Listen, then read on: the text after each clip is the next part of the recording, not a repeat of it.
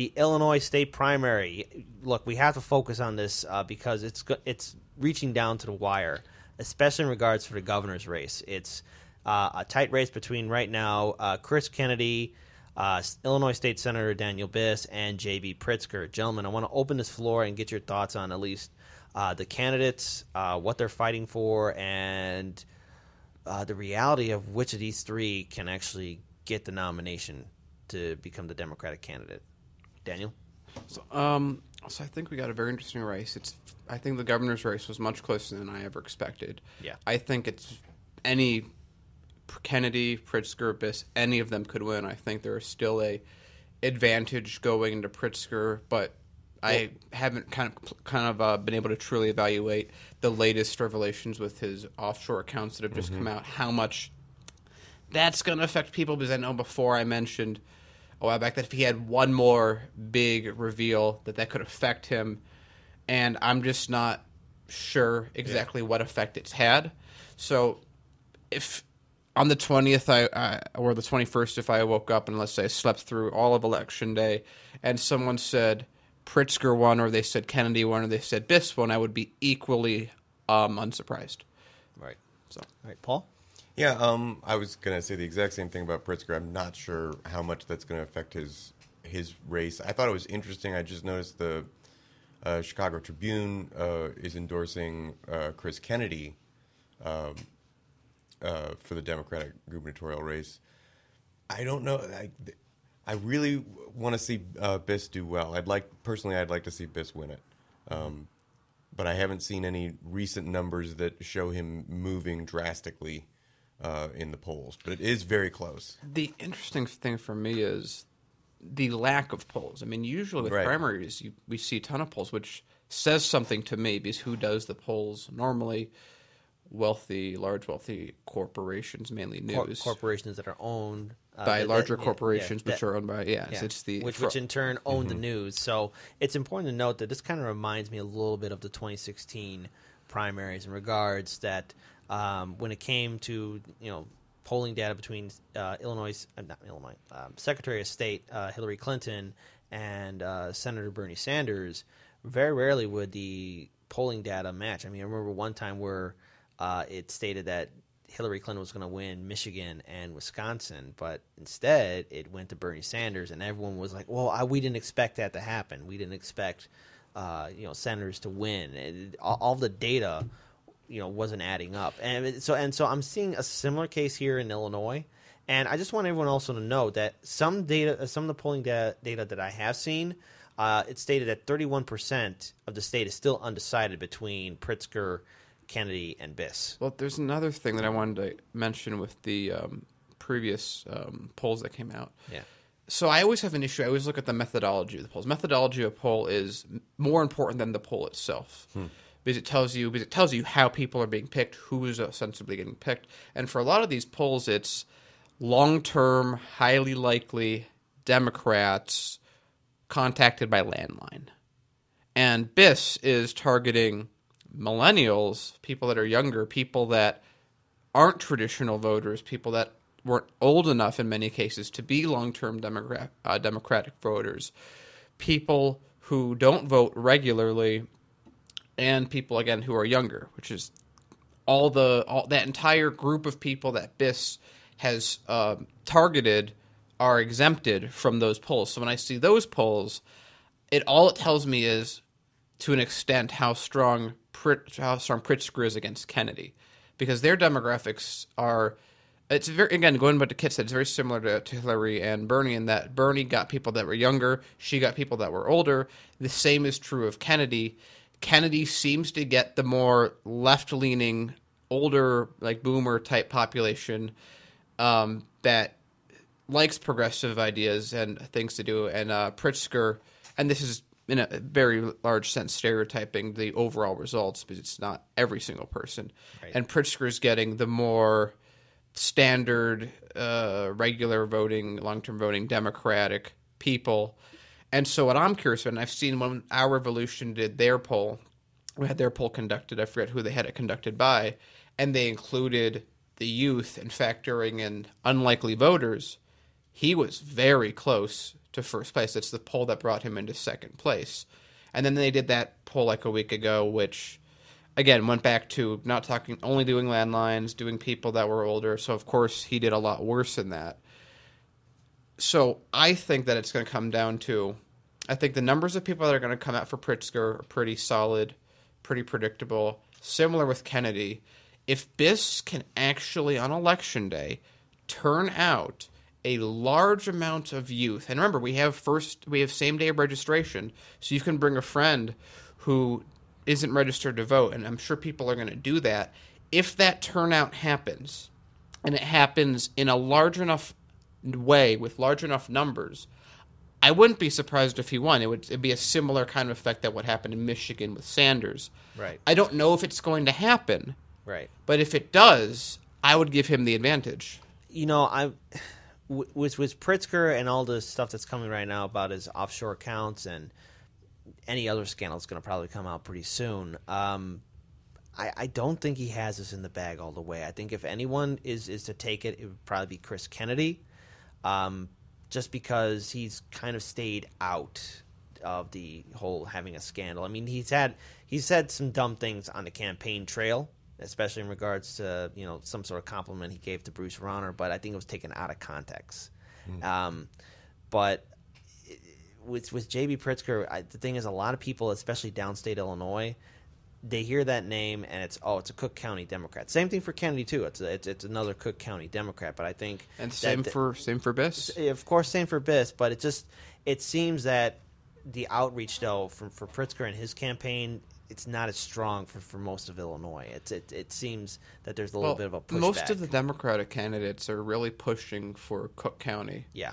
And Cook County's the deciding. But down county. South, I think Pritzker still has an advantage. Last I remember checking his polls, he does. But I don't know. Mostly what the because of be. Commercials and radio. But the turnout's going to be key, right? That's what especially on who's going to get the nomination. But remember, Biss still has a chance. Normally, no one votes in primaries. Like I've said to everyone, you want to count for the most citizens at any given time. Vote in a primary because you'll probably count for 10 citizens. Yeah, it's when your voice is most heard. And simply put, primaries are far more important than the general election because you're getting to pick the person to fight in the general election. Mm-hmm. This is the time where you get to pick the person that you like the most, the strongest candidate. And we learned our lesson in 2016 when the Democratic establishment rigged the primary and gave us a corporate candidate and lost miserably to Donald Trump. Right, and from this one for where Biss is at, like I said, it really comes down to all of them have a shot. All of them have a clear shot to win. Yeah, Bruce Rauner isn't that popular. I mean, he lost support from the Republicans in the House and Senate when it came down to the budgetary crisis that was happening. And many people are holding him accountable for the way our state is being run right now. We're suffering from lack of resources, lack of investment, and lack of clear accountability. And J.B. Pritzker, Chris Kennedy, and Daniel Biss have a chance to win. But I think in regards to the race, I mean, Kennedy and Biss, they'll have a much better chance of having a stronger lead over Bruce Rauner if one of them were to face off against him. Yeah, and so it's important to note that you have to turn out to vote. If you don't turn out to vote, especially during this primary, you probably won't like how the general election's going to go, especially during the midterm. Paul? I was just going to say, do you have anything that you want to talk about with regard to the House candidates? Oh, you mean talking about was Marie Newman getting Bernie Sanders' endorsement, or even Anthony Clark? Well, yeah, sure. Let's bring up Anthony Clark. I mean, he's gaining a lot of ground, and especially calling out the current incumbent, who's in the 7th Illinois Congressional District. So that's Danny Davis. So I think with Clark, it's going to be interesting because I know he's been struggling for a while to really get a strong ground game together. It seems like presently he has one. Yeah, I am currently leaning a 70-30 that it's too little, too late. But I think that if he was to do this and then run again in 4 years, I think he would probably win if he was to even repeat the same thing he's doing now. I mean, a lot of these very, very long entrenched candidates that are out there, you can't beat them in one shot. You gotta run again against them. Not that I don't think that Anthony has a chance of winning.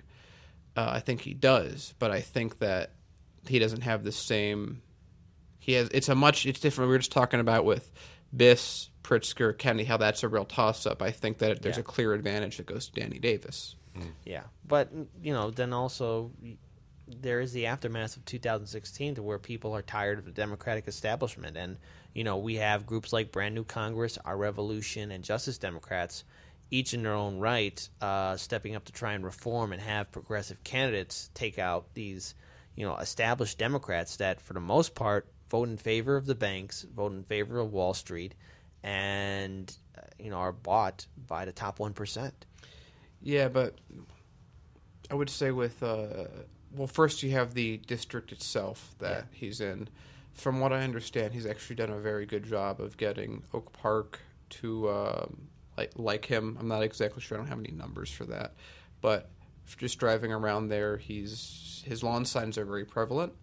So seems like he's doing well there. I don't know the rest of the district he's running in, but I mean the reason I've looked at the way that I am is that for the most part, Anthony ran almost by himself for most of the campaign, and one person can only do so much without a team. Whereas Danny Davis already has the name recognition, already has the team, he has the money, he has all these things that you could ask for as an incumbent, and I just don't see a campaign that for the most part of its run had one person really doing the work, having the ability to convince so many people away from Davis. I'd like to be wrong. I think that'd be a far better outcome in my opinion. But it's what I think is how it's going to play out.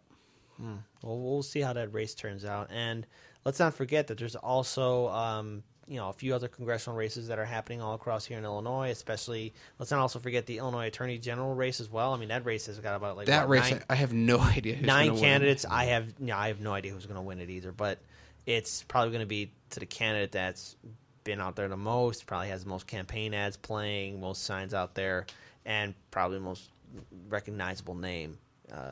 So I mean, that's a crazy race because everyone, like, if you have 2 or 3%, you still have a chance of winning. Yeah, because it's so many people. You have 9 people. That's like, what is that? About 11% each. If you just get if someone gets, I'm sure like the AG candidate's going to be someone that gets 15 to 20% of the vote.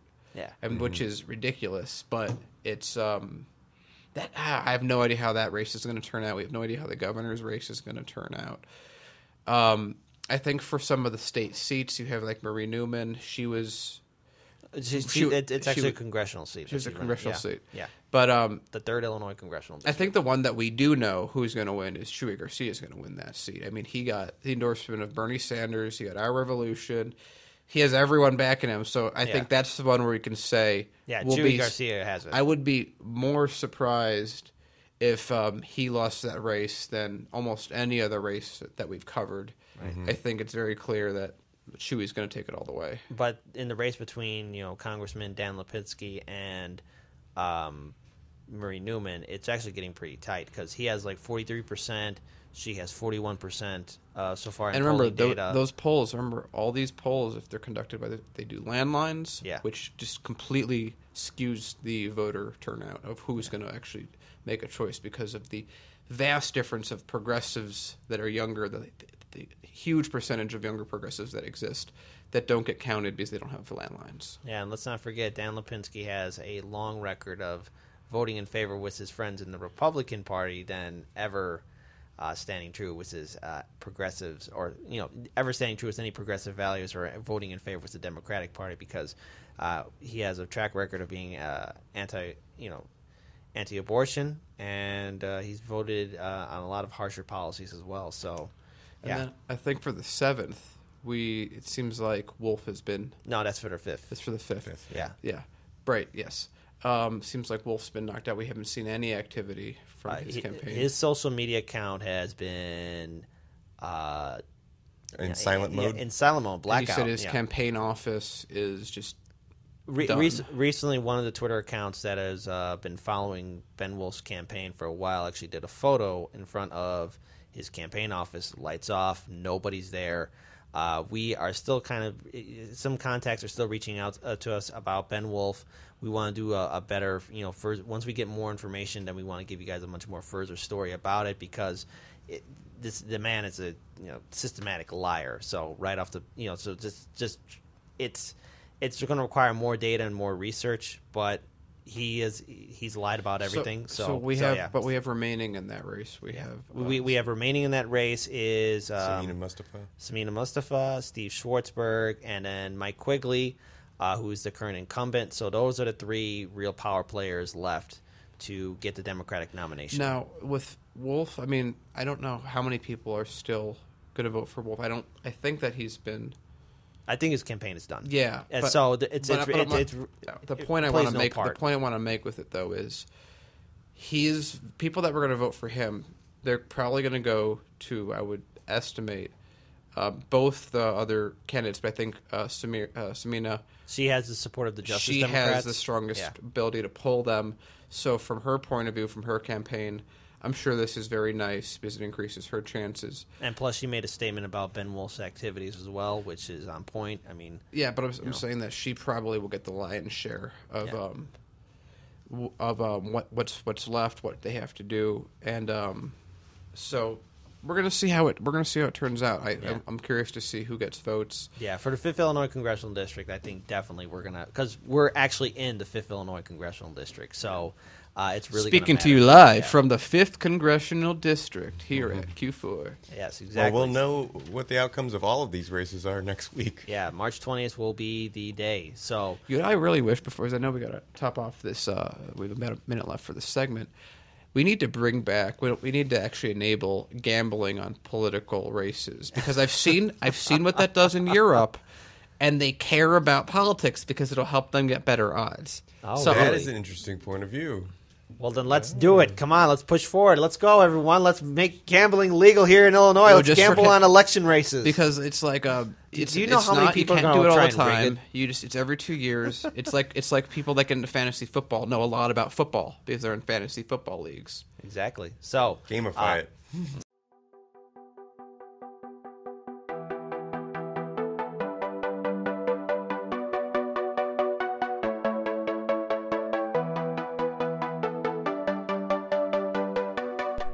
You're watching Hard Lens Media.